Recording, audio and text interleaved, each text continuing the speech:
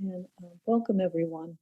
We're really excited to continue to study the koans together and kind of follow this path of figuring out how to bring them alive for you, how we can all help each other bring the koans alive. And last week, as you know, we were in the field with Daizan, plowing and meeting three upstart monks who happened to come by his temple to avoid a storm. So we wondered, first of all, whether any of you had found that koan visiting you this week. If anything about reading it or our conversations together had resonance and you found it appearing for you in some way. And if you did, in any way, we'd be really interested to hear how it showed up.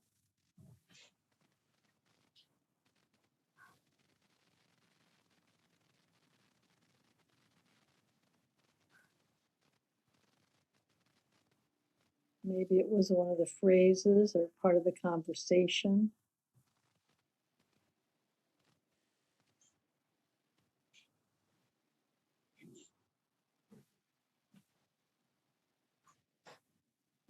Anyone?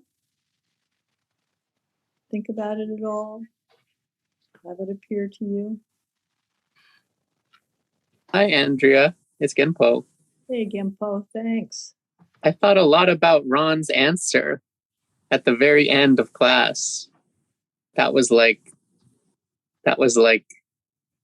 looming over me this week, which is good. I thought it was a great advice. Why don't you, if you don't mind, remind us all what that was. What was it? I think that Blake asked you what you would say to the final line of the koan, which was, "What do you call the world?" You said very kind of quickly, you said, "Look at your life." I think you said, "Look at your life," but maybe the phrasing was a little different. Yeah, no, yeah, that's basically what I said. Mm-hmm. Yeah. So just thought that was just kind of rattling around in the foregoing week. Yeah.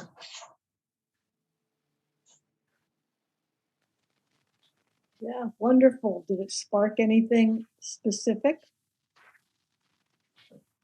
It felt just very kind of like this Zen encouragement of almost forthrightly,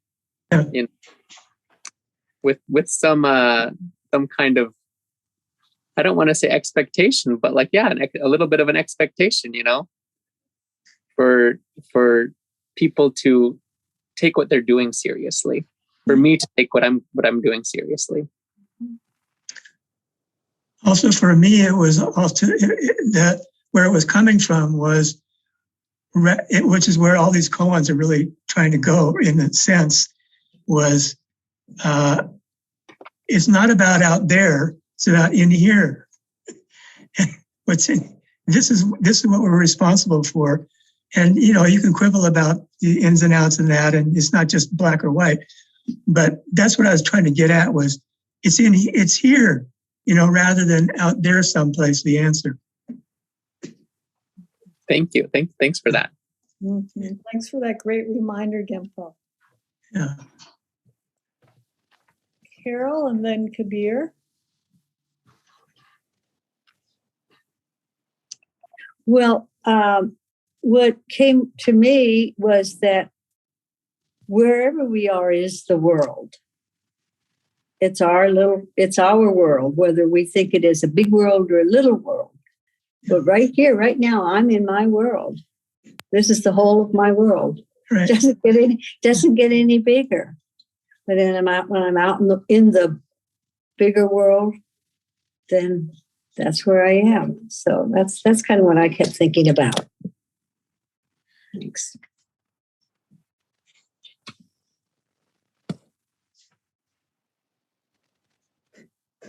For me, ordinary, because he was saying, I'm just here doing the ordinary thing every day. And lately I've been trying not to get frustrated if I'm giving my kids, rides 5 times a day and I'm doing all this and I don't have time to sit but I realize that the ordinary activity is just an extension of our zazen.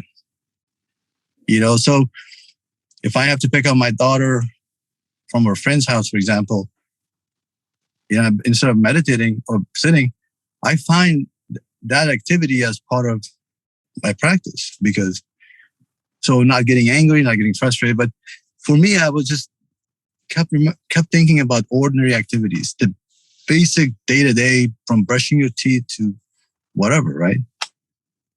And how we perform those activities with whatever type of mind that we have, that could add to us saving the world or not.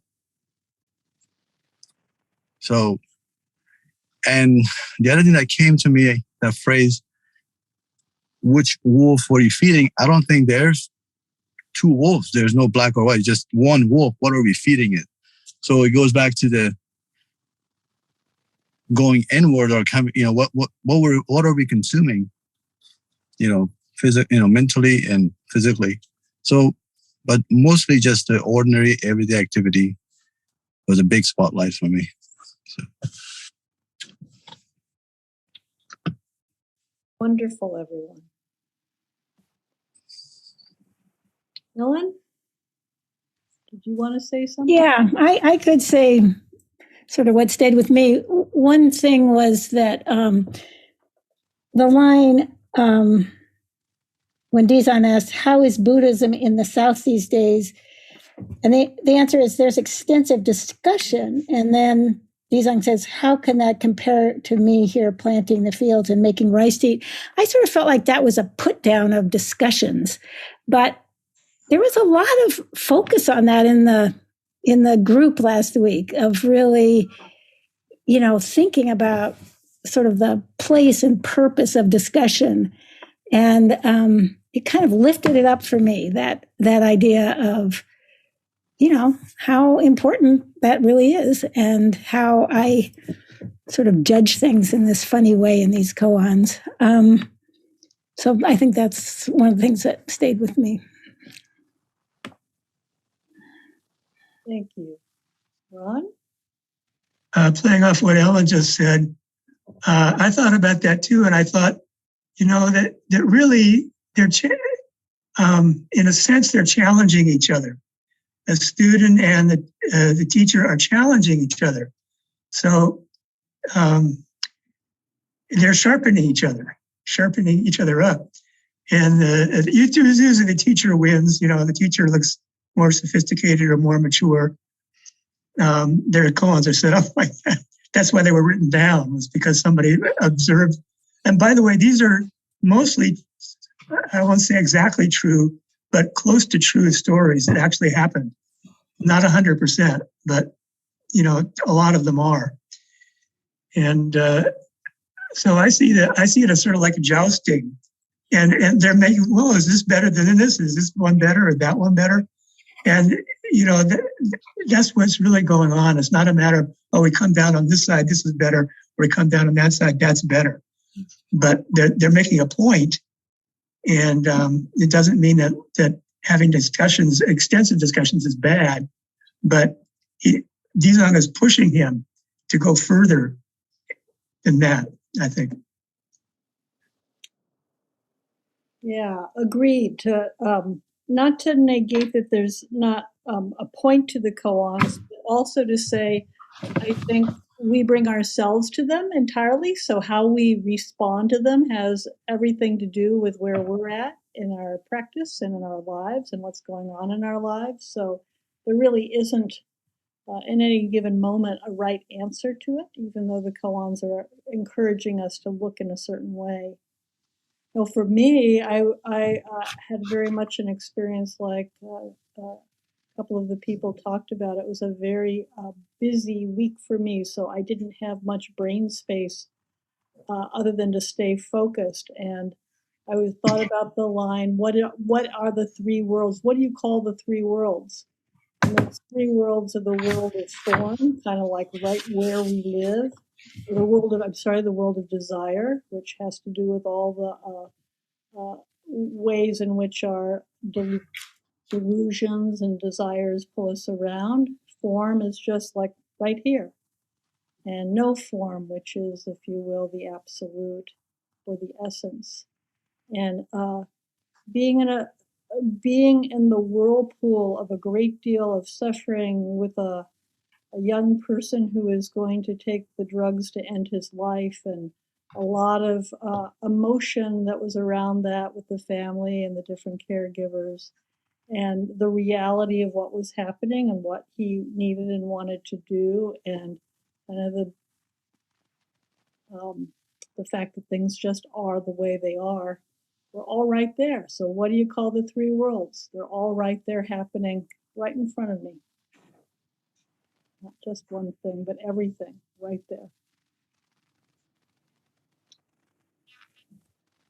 So our friend Daison is going to show up again. This wasn't intentional on our parts to pick these koans back to back.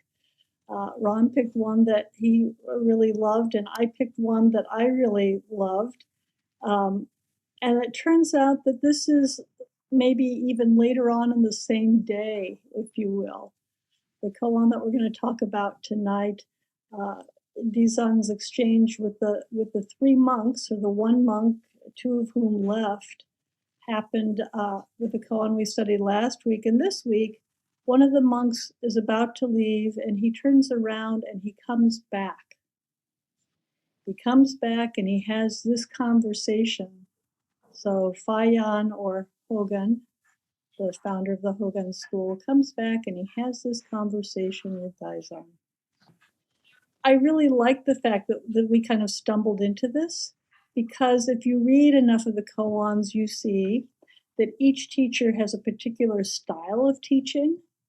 And there's also a way in which the style or the pithiness or way in which the teacher teaches gets passed on. If you ever read the transmission of the lamp, you'll see these enlightenment stories. This is an enlightenment story. This is a teacher who has an exchange with a student, and he has a big wake-up call. He has a big wake-up. And he realizes that he has great affinity with this teacher who he didn't even know before he happened to land at this temple in the middle of a snowstorm. So let's hear the case. And I've asked their cases that you have for Yamada and for Cleary are slightly different, and I really like the differences because I think they bring out some of the questions of the koans. Blake, I don't know if it's possible, I didn't ask you ahead of time, is it possible to show the Cleary translation? I know you sent it in the chat. Can you screen share with it for us? And then Ron and Ellen will read it. And as you prepare that, I just want to ask you to kind of put yourself in a zazen mind and sit quietly and just listen to the koans read in these two different voices and see what grabs you. What gets your attention in the reading of the koan? Did you want to start with the Cleary? Yes, with the Cleary. Okay.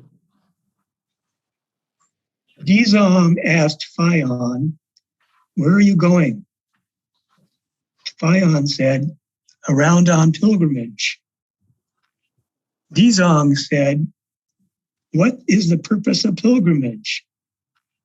Fayan said, "I don't know." Dizong said, "Not knowing is nearest."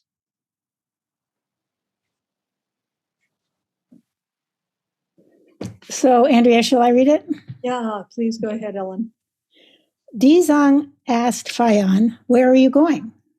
Fayan said, "Around on a pilgrimage." Dizang said, "What is the purpose of pilgrimage?" Fayan said, "I don't know." Dizang said, "Not knowing is nearest." So just take a moment with that. And I'll say this week we're going to try something a little bit different as we learn how to team teach on Zoom.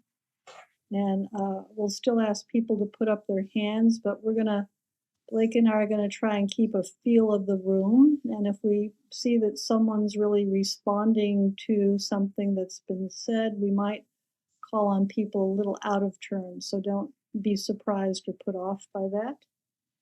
And I want to invite a few people for your response. What comes up to you? What speaks to you about the lines of that koan?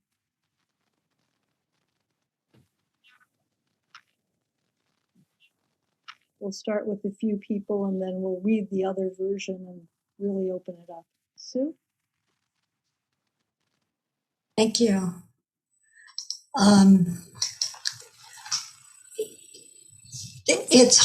To me, it's holding what you're doing or what I'm doing lightly with a sense of discovery.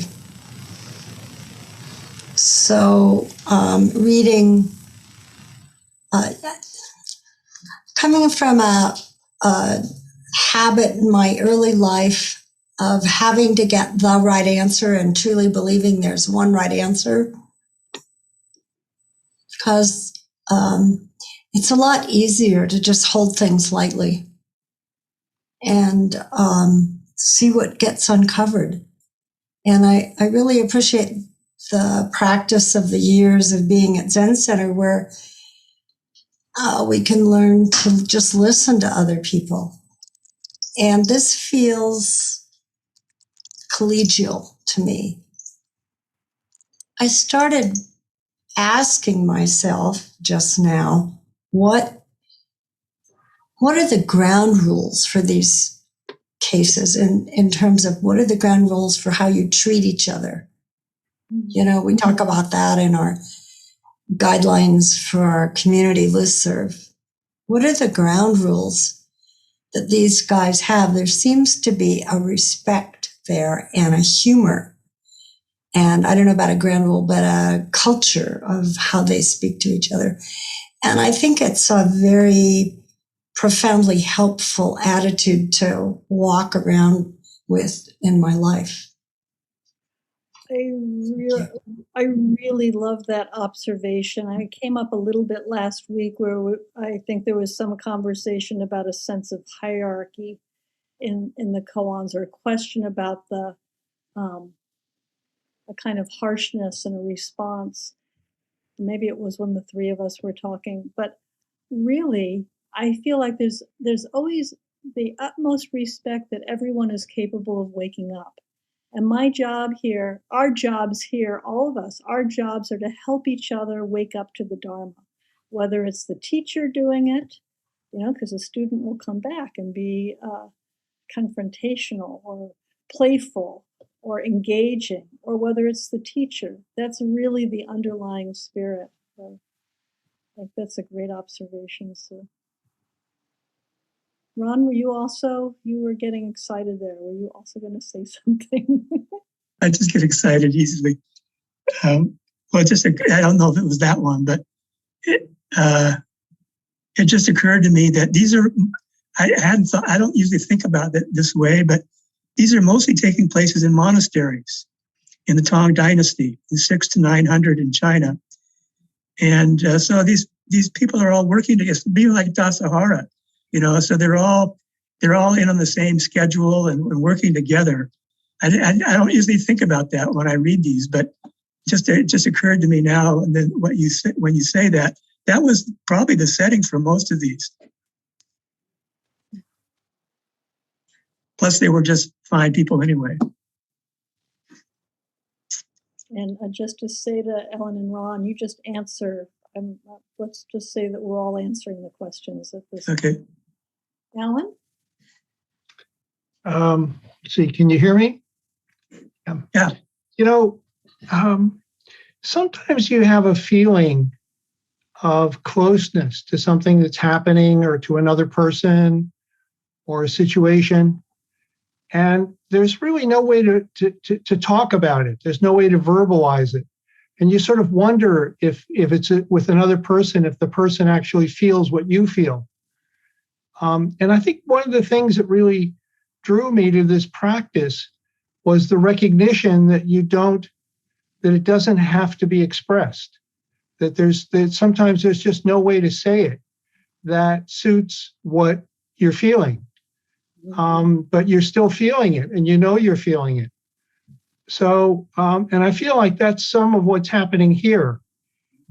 Is you have this deep feeling about the wonderment of being on the road and meeting different teachers and maybe meeting the tea lady and and the rest. And there's no way to really say directly how you're feeling about it, but you do.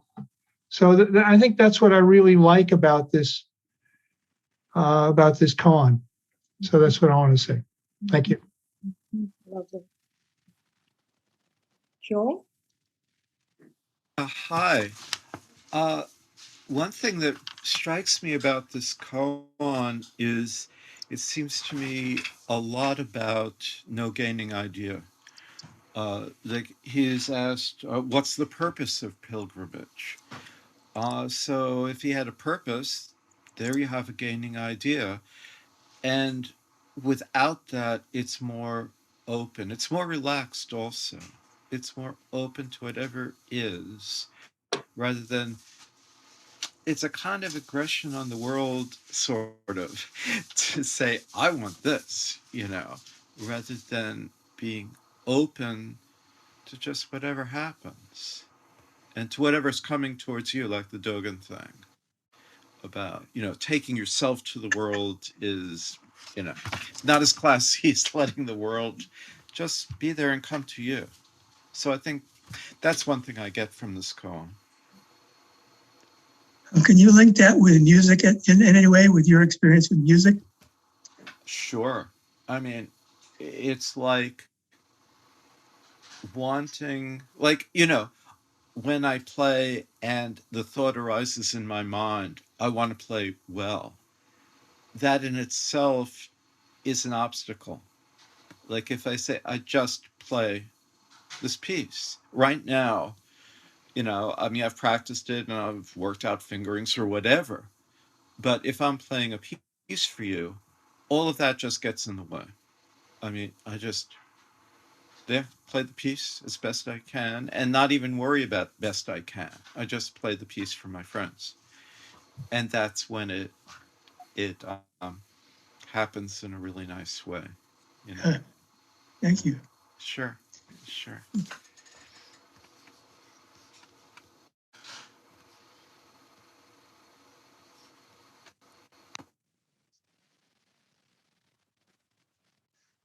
Andrea, you're muted if you wanted to speak.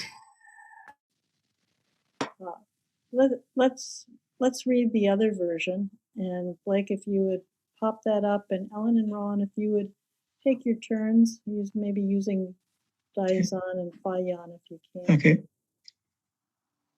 This is Yamada.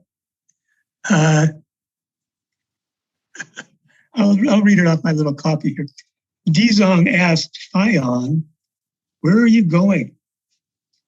Fayan said, "I am wandering at random." Dizong said, "What do you think of wandering?" Fayan said, "I don't know." Dizong said, "Not knowing is most intimate." Fayan was suddenly enlightened.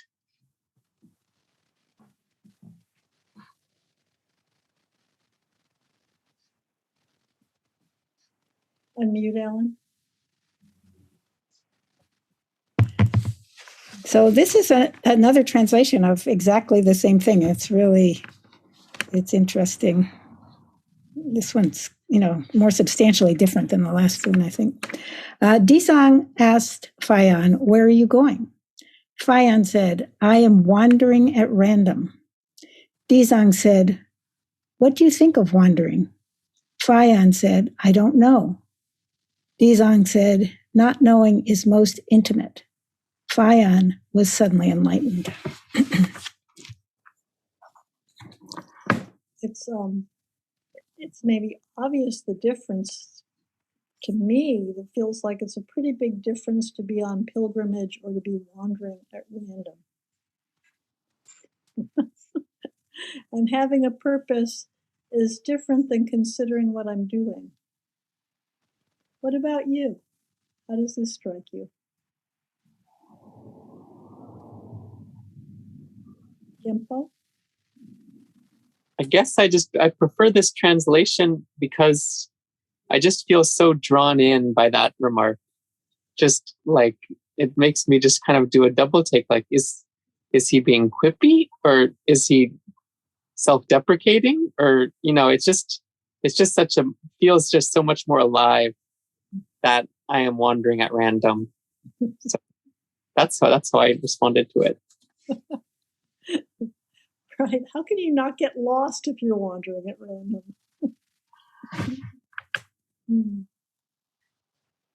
Susan?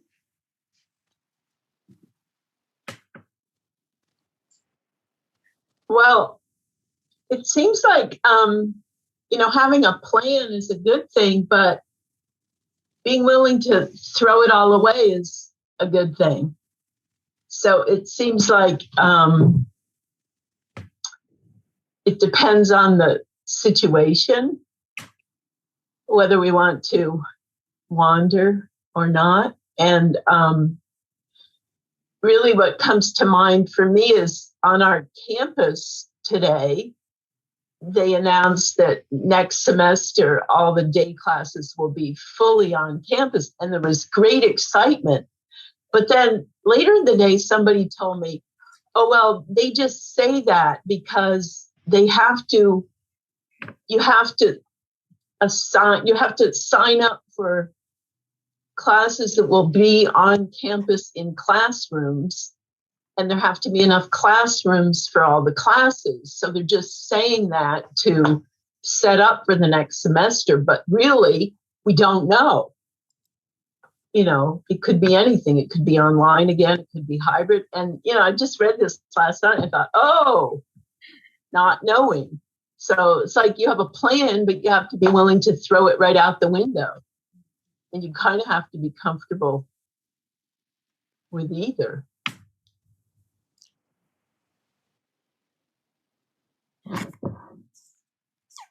Yeah, I actually think that's a really good point. Again, I'm tempted in this one. I was saying to Ron and Andrea that it reminds me, my family has a cabin in the mountains in the North Cascades in Washington State.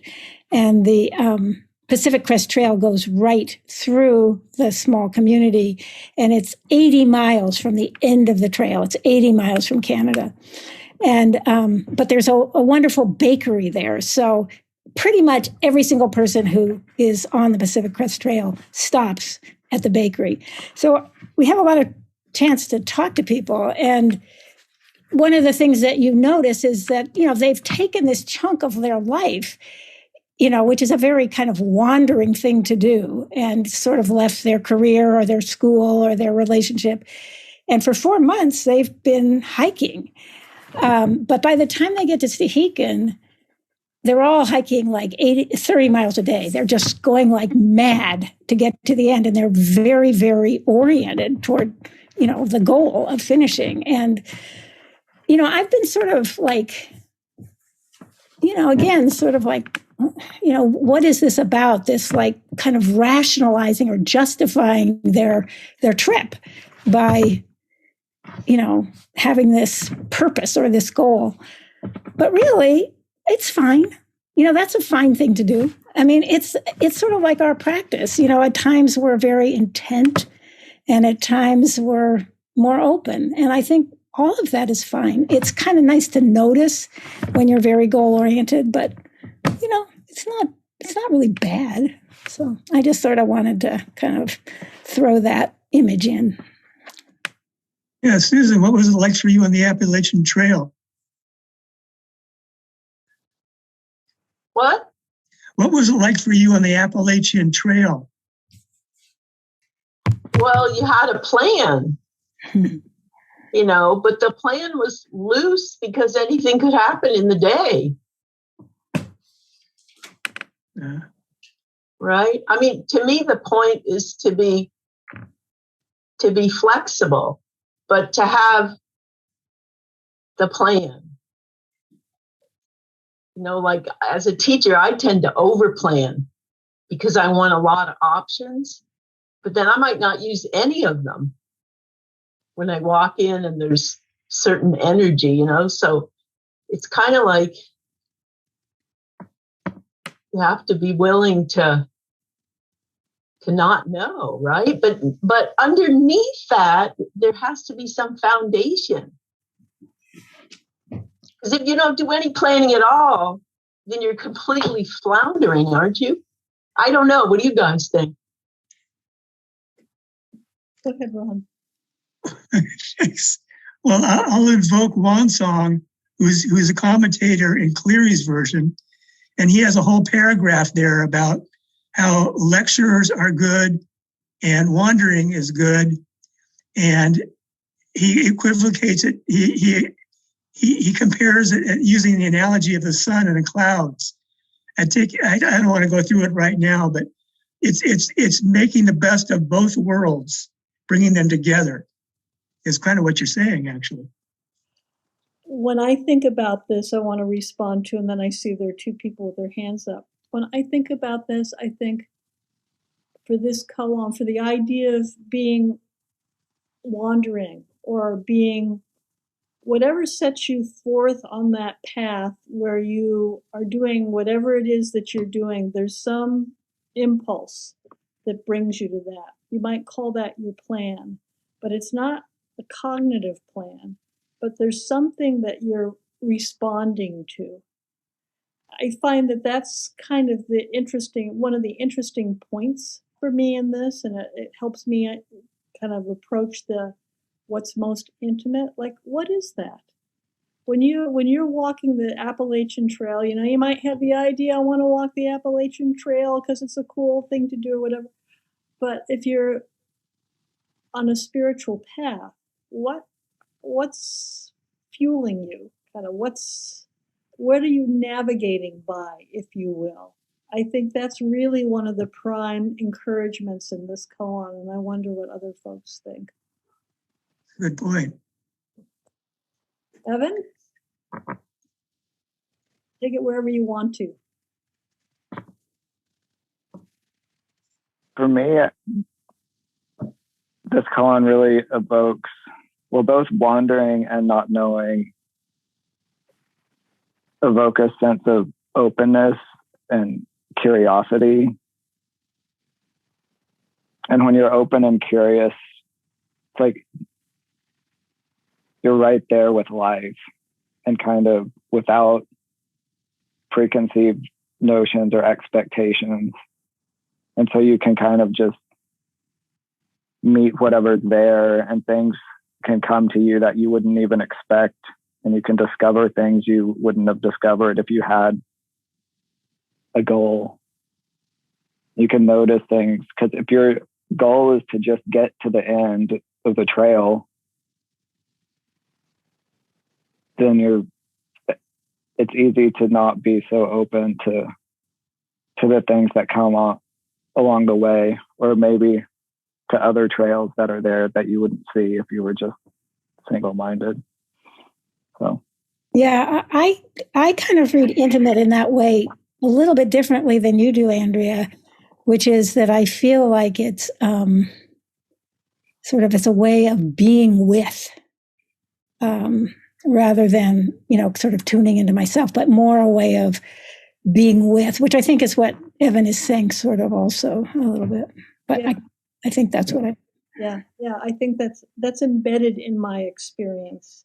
But it also, it's like I'm going to blank on Gempo. You may know this. The GGU Zamai and the other Zamai. The internally motivated and the externally supported.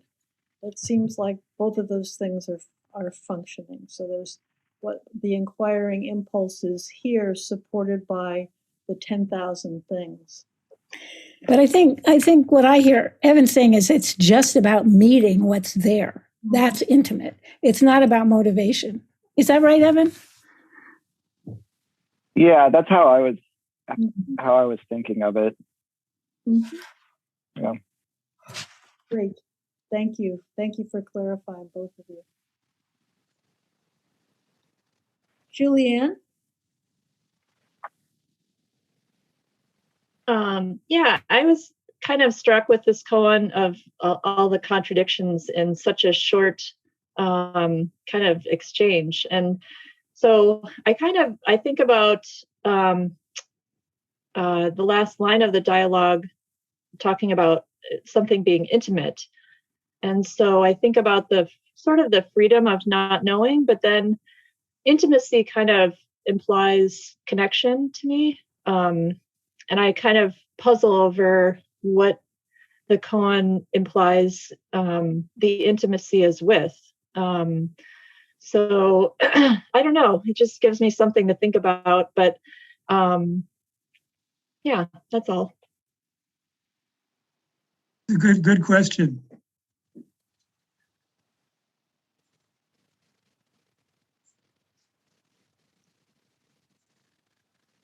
So before we move on to the next question, it's just an encouragement to those who haven't spoken yet or don't often speak to let us hear whatever's on your mind. There's no right or wrong here. All voices are important.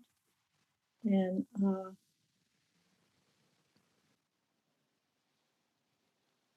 but that doesn't mean that those of you who have had your hands up can't speak.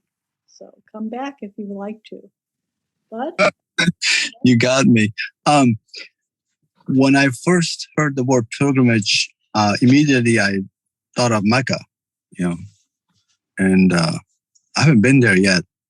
But then I also the other thing that came to me was the internal journey with curiosity and investigation.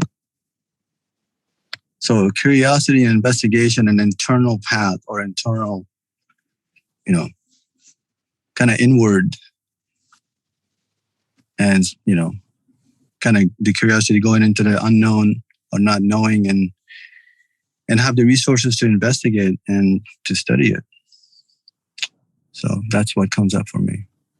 so I'm curious for myself, when you think about going to Mecca, what's that really about? How does that arise in you? It's a tradition, but what else is there? Well, of course, tradition,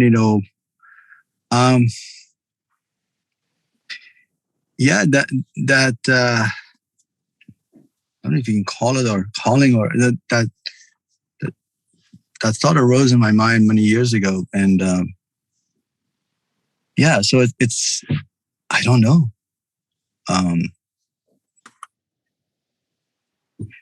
At the same time, I say to myself, well, instead of spending all that money, and I can give it to charity, and that's the alternative, and I may end up doing that. I don't know. So this poem kind of, this koan, I'm sorry, kind of, but what I probably wanted to hear. It's good, but I don't know what the drive is. That was the biggest deal, and it is in Islam, and growing up hearing my parents and and those who went, and yeah, it's a big deal. So that has something to do with it, of course. But yeah, it could be because we each have a different relationship with the Creator or God or Allah, whatever we call it. For me, it has this. I don't know. You are. There's the answer right there. Thank you. I know for myself, when I went off to Tassajara for the first time, and there was a time period when I went and traveled to a lot of different temples in a lot of different places, there was just part of it was I was curious, but really there was just nothing else that seemed to be more important to me. I was working, I had other responsibilities, but there was just something about doing that that mattered so much for no reason I could actually tell you other than it just was in me to express that. Yeah. About a couple of weeks ago, we had a 2-hour discussion with my best friend, and we were going back and forth back home. He's all about science and math, and he's like, "Why do you practice Buddhism?" And I was like, "I don't know." And he said, "Perfect answer." So yeah, there's this like a gravity pull. And then you get to a point where I haven't got there, but there's no point of return. Especially as you just get. But it's not like a possessive pull, or it's not anything that's forceful. It's just, I don't know. It's just there. One of the lines, and then I'll move on. One of the lines in the commentary here for the line about wandering at random is just following your toes. Just wherever you're pointing, you just go. Yeah. Yeah. Thank you. What? Yeah. What grabbed me about this case was the line, "Not knowing is most intimate." And what it brought up for me, sort of in line with what Joel was talking about, Sojin would talk about hearing birdsong outside the zendo. And before you put a label on that sound, you just hear the sound, you are the sound. And when you say, "Oh, that's a mockingbird," or "That's a bluebird," or whatever it is, you lose that moment of intimacy with the sound. And I think while he's talking about pilgrimage, it could be anything. As Joel was talking about, it could be playing music, anything. As when you put a label on something, you say, "Oh, it's less and such," you're classifying things according to some abstraction that you've created, and you lose that intimacy with reality.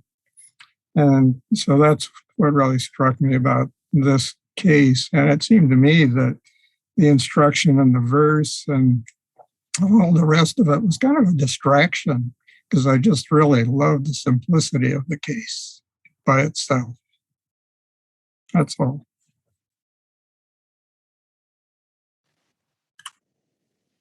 Ellen, do you want to comment? Respond? I think that was really. Well, I just say to Bud, personally, I like the challenge of the verses in particular, because they make me go, they make me see a different dimension that I saw just with the case. So that's my experience. And Hong Ji is the one that made all the verses. And he's a wonderful poet and teacher, Zen master too, a couple generations before Dogen. So I hear what you're saying, but also for me, I really, in particular, like the verse as a challenge. Once I think that I'm familiar with the case, then the verse challenges me to really look at it from another dimension.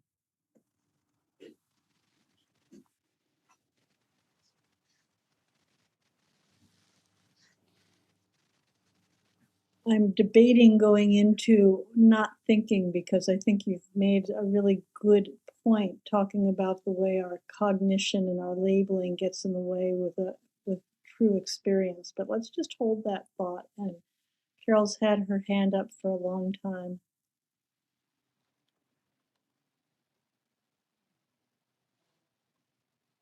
Sorry. Well, for me, it just brings up much more of an inner process. A lot of us have been talking about out in the world, the outer things, but for me, it's like just being so close to that, as Suzuki Roshi calls it, that inner voice, and listening moment by moment. He says, moment by moment, listen to your inner voice. And that's what I always think of when I hear this, because it really requires you to be so quiet and still. And of course, letting go of the thinking mind and the figuring it out and all the ideas. And, when I've had that experience, it's so right. I know it's come from a different place, and just kind of wells up from, something not, from a not knowing place. So that's what it evokes in me.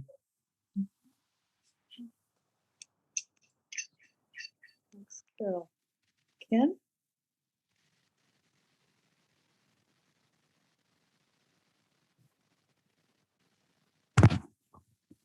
Sorry. Some of this discussion about the not knowing reminded me of some experiences I've had, including a long time ago with psychedelics. And I'm sure many of you have been through this kind of thing. And one of the interesting things about LSD or some of these other drugs is that in one way or the other, you will find yourself in a situation, for example, where you're listening to some music and you're sort of so into whatever is playing that you don't know what it is. And usually, of course, you would know, oh, this is classical music, this is folk music, or something like that. But there were times, briefly, when I would be listening to some old fiddle and banjo music, and I was not sure, like, is that Bach? And I had to think about it because it had enough things in common with Bach. There was a kind of counterpoint going on, and I was so in it that I could, and then I would say back, no, that's a folk song or something. But this is a strange thing that, of course, we get sometimes when we were sitting zazen or doing something. I think that's a not knowing. And a similar thing has happened to me when I was eating something. And I would say, that's an interesting taste. It seems familiar, but I can't remember whether I like it or not. Normally you would say this tastes good, this tastes bad, and even if you can't remember that it's asparagus or pineapple or whatever it is. But sometimes it's just a thing that's happening, and you, in a way, it's kind of like a sort of parable of how arbitrary some of those things are. Obviously, there's a limit, but there are some things that maybe you don't like just because you had a bad association with it one time or something like that.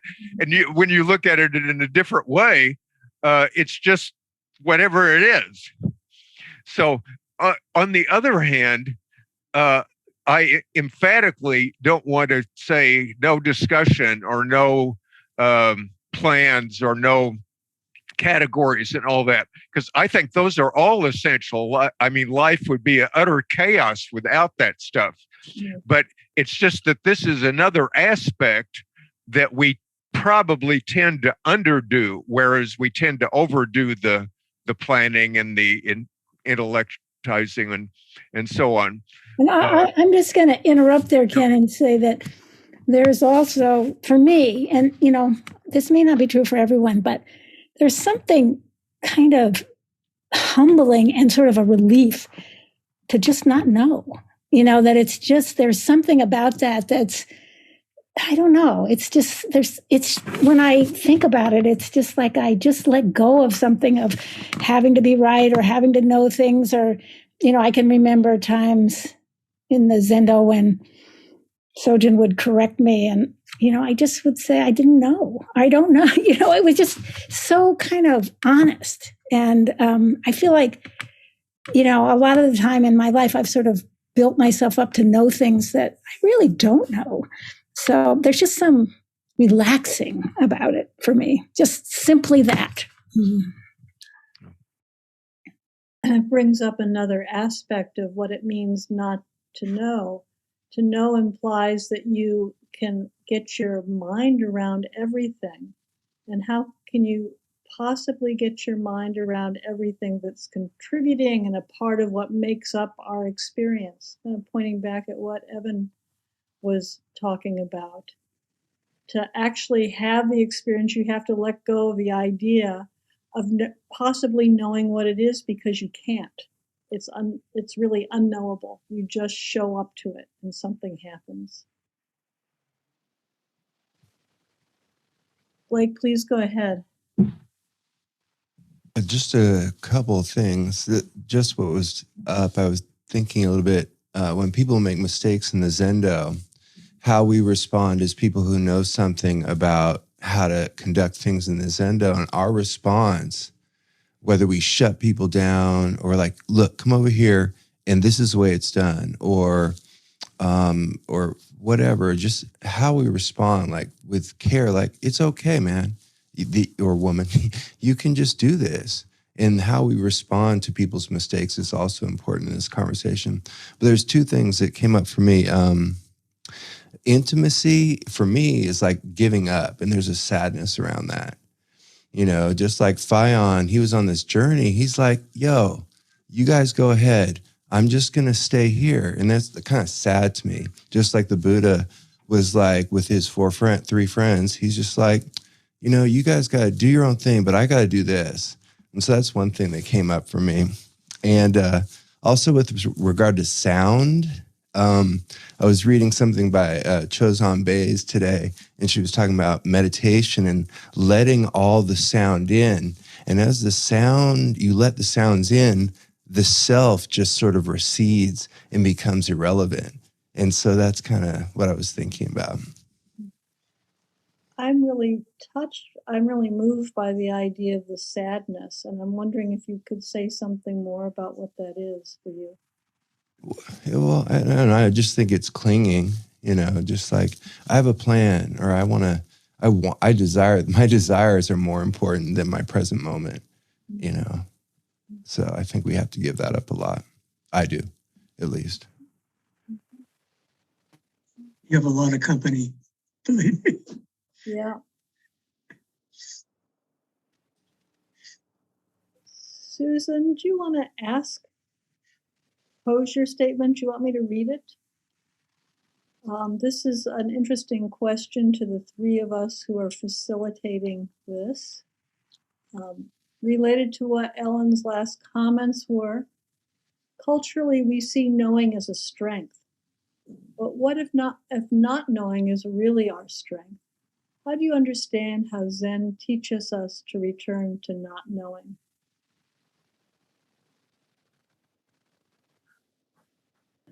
Well, I think that's kind of a beautiful question, and I can only kind of answer it experientially. But I feel like, when I feel, which I have a lot of my life, like I should know that it's a kind of disguise, or it's a kind of a shell, and not knowing is, I don't think I would use the word intimate, but there's a kind of a sort of humbleness and honesty about it that makes me very present with people, I think.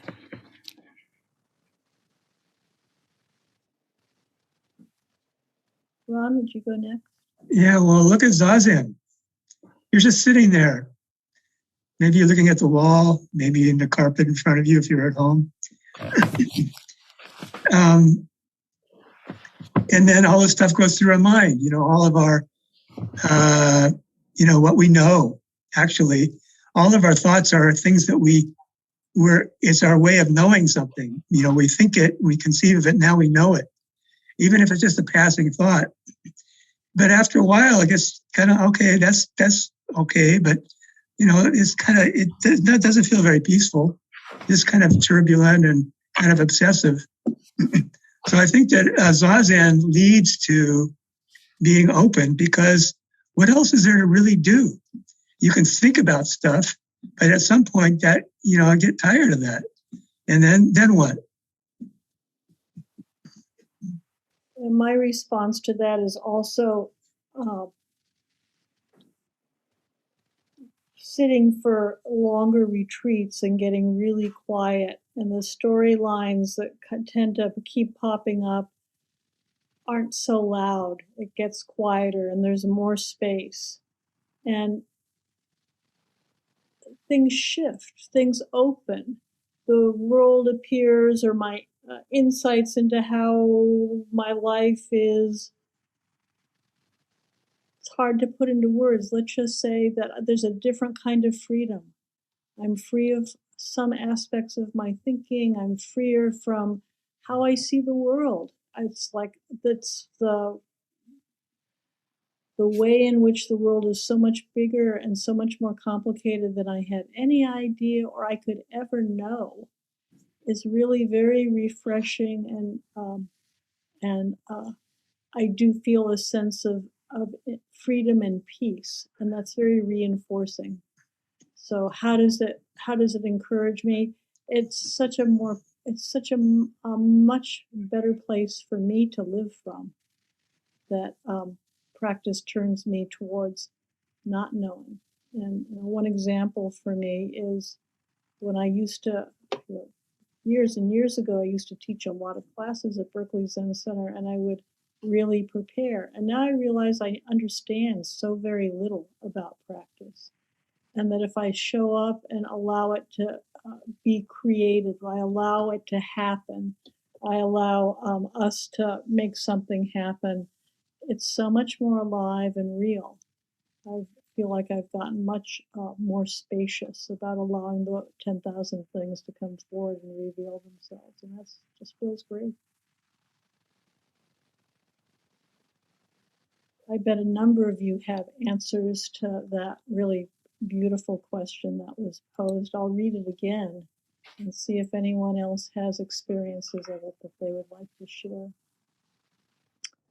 Culturally, we see knowing as a strength, but what if not knowing is really our strength? How do you understand how Zen teaches us to return to not knowing?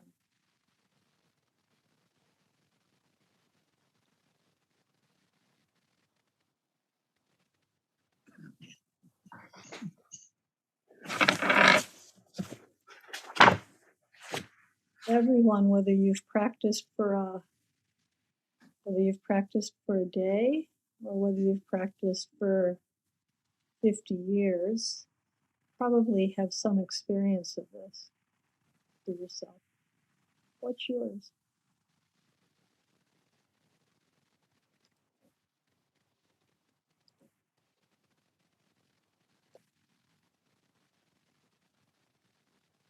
And we'd really love to hear from people who don't speak very much, but we'd be happy to hear from anyone. Evan. I already spoke. Please go for it. So a way that practice for me, I don't remember the exact wording of the question, but it's brought, I guess, not knowing and being open to kind of the forefront of my life, and just in one way, because that's something that I've actually been thinking about a lot. But practice has kind of opened up things that I didn't think were possible or wouldn't have imagined for myself. And it's been like, well, if that can be true, then what else could be true? And I mean, one example that's just that's an everyday example, is that I never thought I would want to get up early in the morning.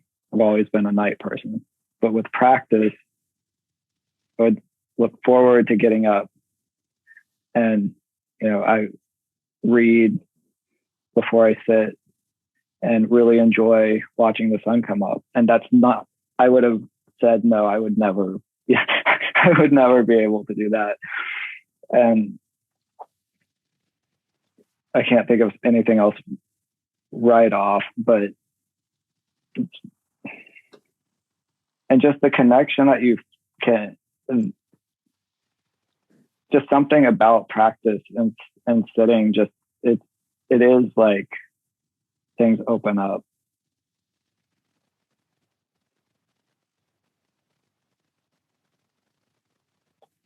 I think that's really encouraging.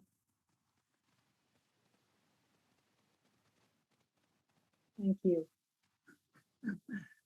Rhonda? Thank you, Andrea. Ryushin. I want to say that I think that we're talking about a place beyond language, and that makes it very challenging. And, I want to echo some of the things that a number of people have said, like Bud and Evan and Ken. And I think that, and Ron too, that practice really helps us to cultivate this place that's so magical for many of us and so spacious. And it's wonderful, and it's reinforcing. And it can be surprising, like Evan was saying. And I think not knowing is most intimate. It's a kind of acceptance of one's own process, like in this uncharted space. And like Susan said, it's not so usual in our culture. It's something that you have to learn, and you have to cultivate it too, to keep it happening. That's it. Thanks, Rhonda. Mm-hmm. Sue Dunlap. So could you post the first translation again with that we read the first time? Yes, and you can also, yes, we can. And if you can also look on the chat, it's at the I think Blake posted it very close to the beginning. Oh. The reason I asked, I guess that's the second one, is where he says, whoops. Can you pull it back up, Blake, easily? Thank you. Hold on just a second. We'll have it.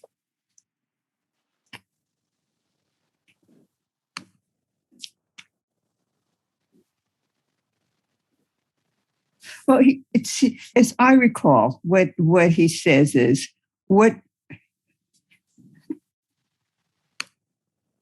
okay. What do you think of wandering? And when I read that, I wondered, what we read is, what do you think of wandering? But I wonder if what he meant was, what do you think of while you're wandering?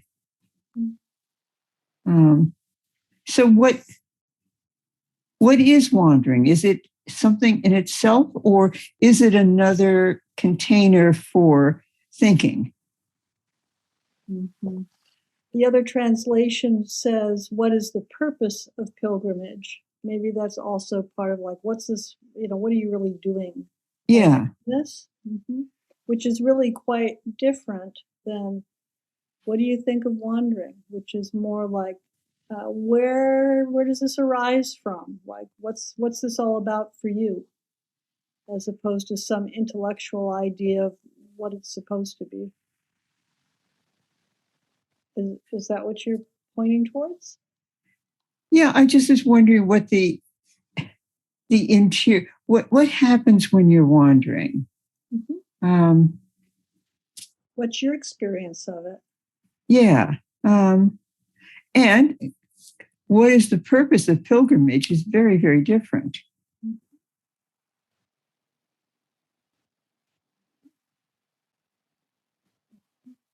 So it's like when Ellen was saying, for the people who are hiking on the Pacific Coast Trail, they plan everything, they set 4 months aside, and they do this thing, but maybe they have their mail drops and they have their particular destinations they want to get to, et cetera, et cetera. You can have a very different experience if you just are in the experience than if you're doing the experience. So if you are in the experience, I don't know, at least I find when I'm off in the wilderness hiking, it's possible to be the blue jay or to unite with the smell of the pine tree or the feel of the creek. Ellen, go ahead. Well, I do want to say, and this is sort of what Susan was saying too, is that there's nothing, even if you have all your food drops planned and your goal, there's nothing really stopping you from, hearing the birds. You can do that too. But Susan, I thought maybe you would say a little bit more about what you think of the purpose of pilgrimages or or what you think about wandering. Well, it just seems like wandering is, just what we think of as wandering. Pilgrimage is you are headed someplace to get something.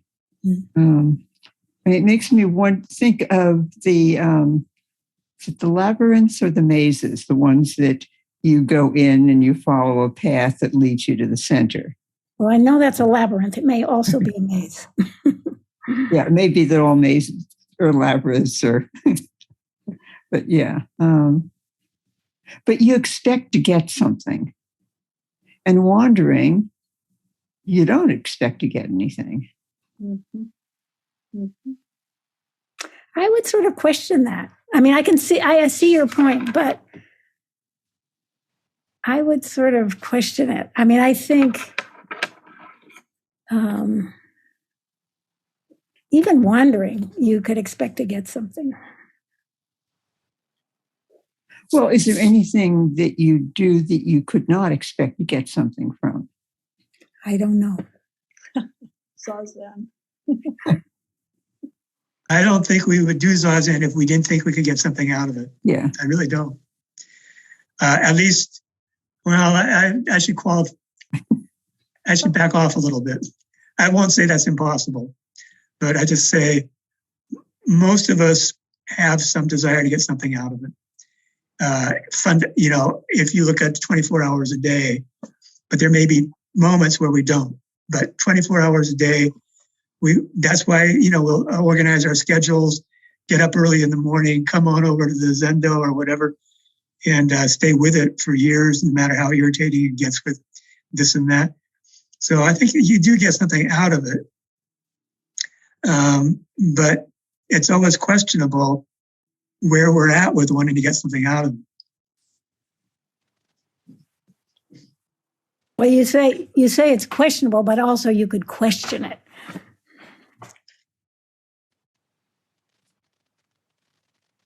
You could question what?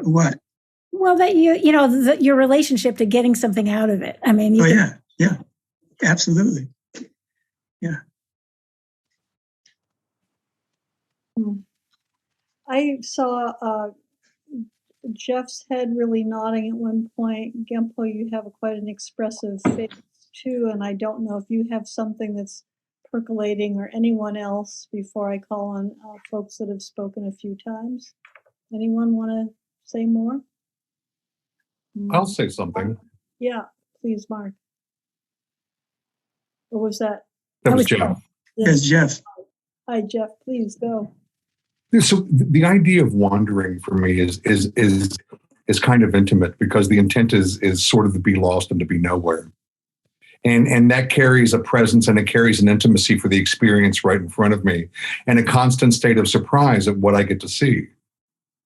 It raises a native curiosity. It raises a willingness to kind of see 360 degrees without knowing where I am or what I'm doing. It's how I see foreign cities sometimes. I just start walking. Pilgrimage for me carries a spiritual intent. I might be wandering. I might be looking to see what arises in my path, but I'm kind of casting a different eye. And it's not so much that I'm aiming for Compostela or wherever the pilgrimage might be taking me. It's that I'm wandering with intent. And that for me is kind of like prayer, holding an intent in front of me. Because this idea of not knowing, it is intimate because knowing has an object. Knowing means that I'm carrying something. Knowing makes me a beast of burden in some way. And not knowing is a relaxation because I gather myself kind of to myself.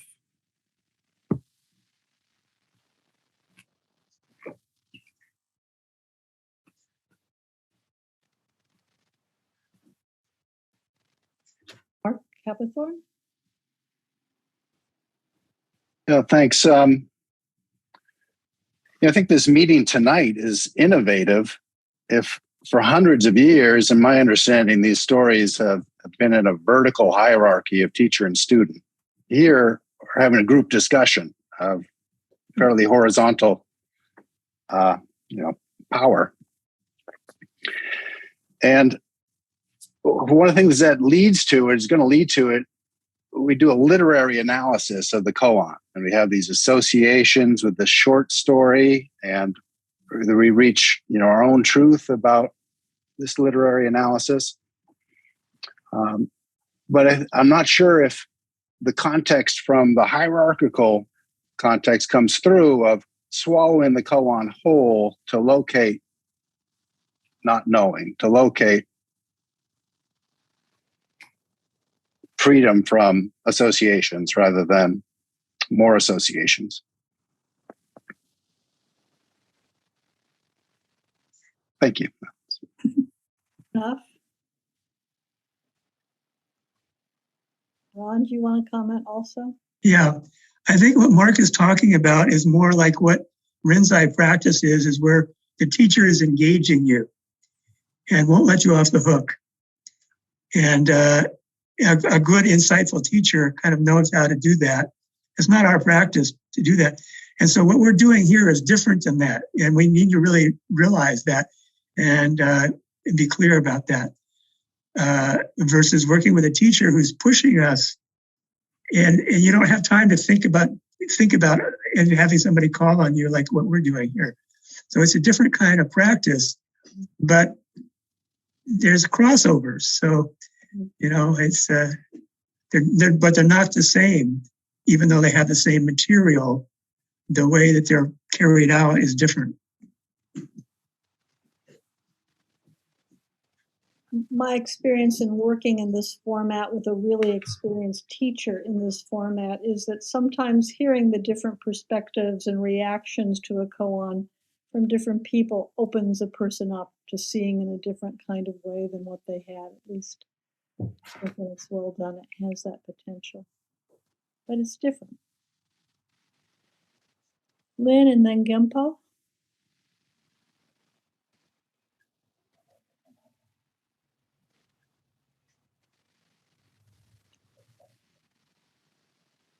You're looking to unmute yourself, Lynn, please.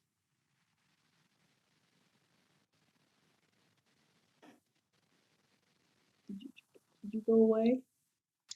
She's unmute her. Oh. Yeah. Hello. There you are. I love this not knowing is most intimate line. And it just takes me right back to the verse from last week, or the various ways of explaining the source are all unnatural. So I think we have knowing that's beyond thought, knowing and not knowing. I don't think we can have one without the other, but I think we have knowing that's not just conceptual, that goes beyond thought. But he's talking a lot about explaining, and I think it's ineffable. And so that's very intimate and it's personal. as well as universal in humans. But anyway, that's where I go. But it's ineffable. It's knowable, but it's not explainable. I guess that's. And also, when I follow what came after that, it flows from ear to mouth, it'll fall apart, and then right to play in the fields, an ordinary household affair. Well, to me, this is just exactly Sojin. And he spoke and supported the idea I feel, which is about direct experience. So that's how I feel this goes to the direct experience that we have. That's enough. Well said. Well said. Well said. Well said. With what mind do you really know it? And so the last word here, and we'll move on to the verse. Oh, I was just curious what the three of you make of Bayan. I feel like he hasn't been given a lot of attention, but a lot of times in these koans, your encounters with these people are so brief. So I wonder what you guys, and maybe from your study or just from your gut sense, make of, when Ellen is talking about this humility that arises when you accept that you don't know something. Is that his presence here, or is he jousting? It's not always easy to tell when you're given so little, text to get to know them through. Juan or Ellen, go first. I think he's very sincere. He's attracted to Zizong. He comes back to Zizong, and when they first come over, the other people don't kind of discount Zizong, but Fayon thinks he's got something. There's something here that I'm really interested in. So I think he's just being really sincere. I feel like we're talking a lot about the backstory here, but I'm not sure it's actually been told. Did you tell it, Andrea, about him going away and coming back? Yeah, I think the way I think this runs is that they all are sheltering at the temple, and his two compatriots move on. But in the case that Ron read, it says that Fayon says, don't disparage him for his comments. Like the person he had the exchange with said, he doesn't really know. But Fayon said, wait, he's obviously a good teacher, has all these monks here. Don't disparage him. So I don't know that he went away and came back. I actually think when I went back over this to prepare some comments, I think that he may have started off with them and come back the same time. I think the exchange happened because he was on pilgrimage with the two other monks. So he comes back and he may not even know exactly why he came back. Yeah, I just wondered if everybody had sort of gotten that because we kept referring to it.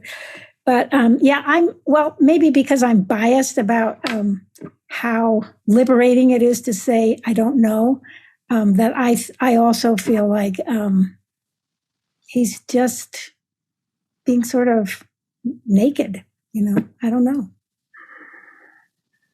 Yeah, I agree. I think it's really sincere. Thank you. Yeah, thanks, guys. Shall we read the verse? We love Wansan. And the more you read them, the more you really appreciate his sense of humor and his cleverness. So, Ron, do you want to read it? Okay, but the verse is by Hung Zi. Thank you. Okay. So, now having studied to the full, it's like before. Having shed entirely the finest thread, he reaches not knowing. Let it be short. Let it be long. Stop cutting and patching. Going along with the high, along with the low, it levels itself. The abundance of the abundance or scarcity of the house is used according to the occasion. Roaming serenely in the land, he goes where his feet take him. the purpose of 10 years pilgrimage. Clearly, he turned his back on one pair of eyebrows. You may have wanted me to read Yamada's. I'm sorry if I did the wrong one. They're really close, I think. Okay. But why don't we read Yamada's and take turns commenting on the lines? Yeah, inviting other people to share their ideas about them. Yeah. Ellen, do you want to? I'll read the first line. Having practiced now to satiety, it is like then.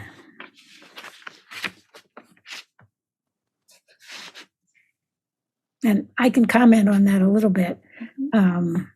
I think it's that nothing changes before and sort of after you come to some realization that it's the same. And all our wandering and pilgrimages and intention are, just bring us back to where we started. Mm-hmm.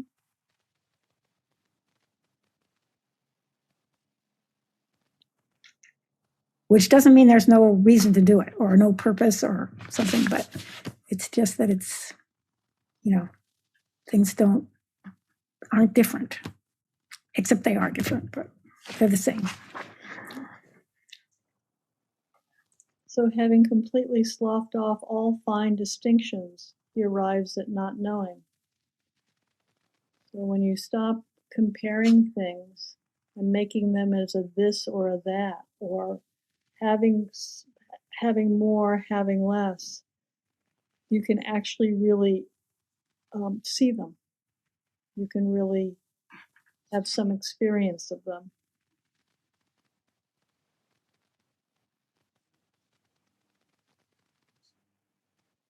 You're welcome. I think implied in this for me is also that,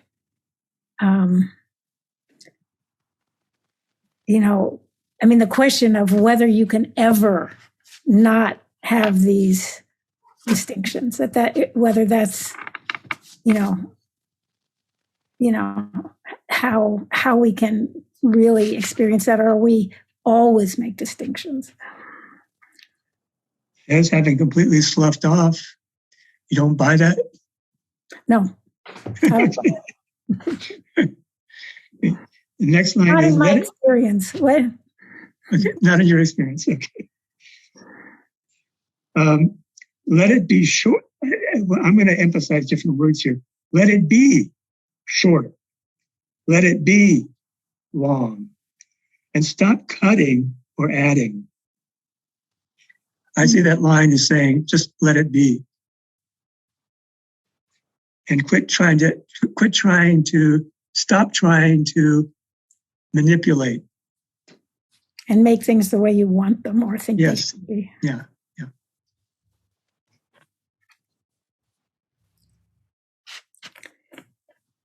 Following high, following low, it becomes level on its own. Mm-hmm. I think that's basically saying the same thing as the line before. It becomes completely complete. It's just exactly as it's meant to be. Things as they there's nothing out of place about it. And that way you've slept off all the fine distinctions too. It makes it different than something else, but it's just complete in what it is for what it is.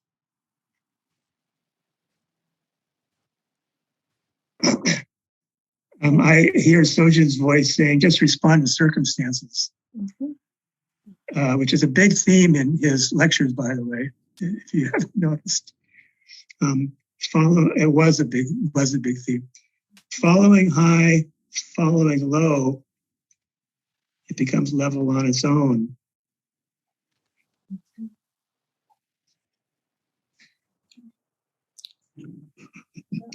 Any reactions from anyone? Are you following this? Do you have a question or a thought or a different way you're seeing it? My question is, what is it? You troublemaker. You have another hour?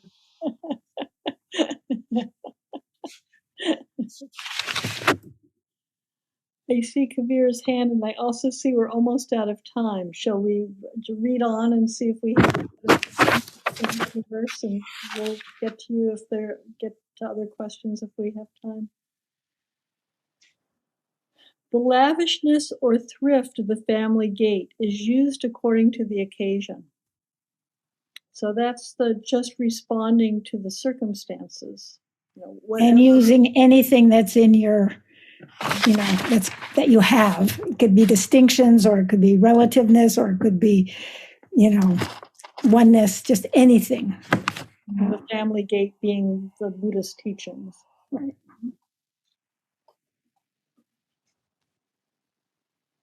Go ahead. Oh, here's your line, Andrea.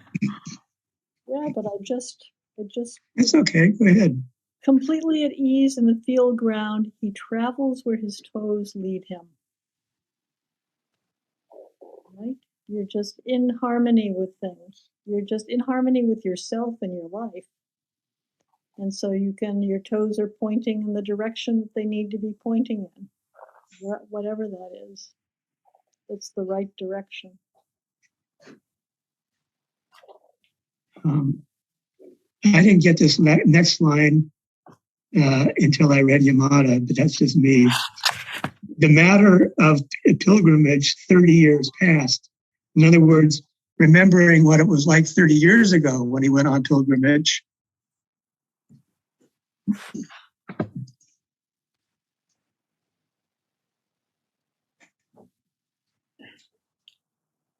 Mm-hmm. You're not going to read the last part of it? Okay. Clearly goes against a pair of eyebrows.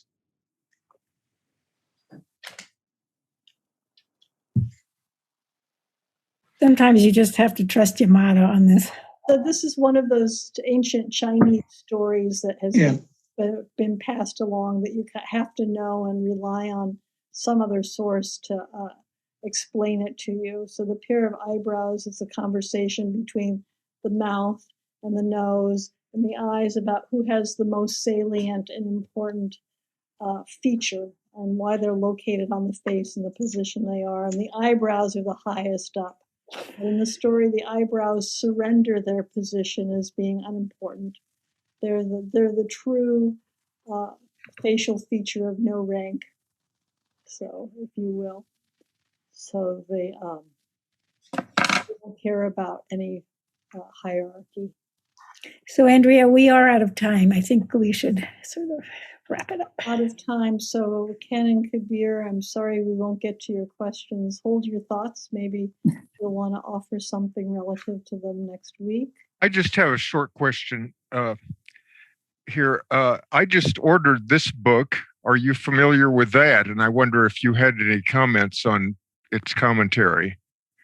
It's the Book of Equanimity by Jerry Shishin Wick. Yeah, we all, I think, have a copy of that. And we have looked at it, I think. Okay, fine. I mean, did you have any comment of his? I haven't even had a chance to read it. It's not in my mind right now. I don't know about Andrea and Ron, but. Yeah, it's an abbreviated version of what we're looking at here. And pretty much I agree with what he says. It's not so different than what they're saying. It's just more abbreviated and shortened.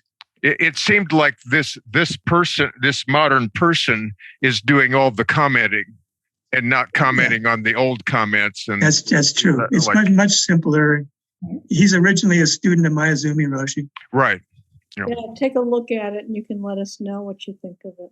Yeah. For next week, it'll be case 36, and Ellen will be leading the conversation and put those out to us all this week. I'll send them out and I'll leave them at the Zen Center. So thank you all very much for our conversation. Thanks for attending.